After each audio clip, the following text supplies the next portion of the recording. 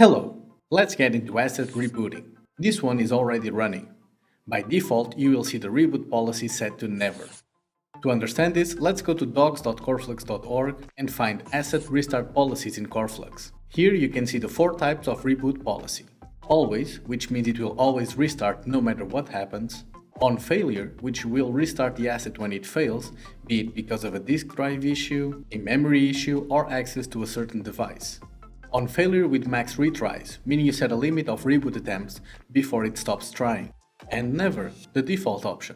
There's a diagram and further information to go deeper into this subject. Now we're going to configure it. In mqtt Explorer, you can check the number of times the asset rebooted and how many attempts remain.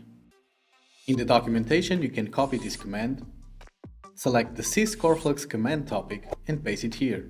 Type the asset name or ID and the reboot policy you want. Let's go with always. Hit publish and success. Give it a moment to start and now it's running. Now, even if you type the stop command, -S followed by the asset name, it will simply restart. So this is how you set the reboot policy for an asset. That's it for now.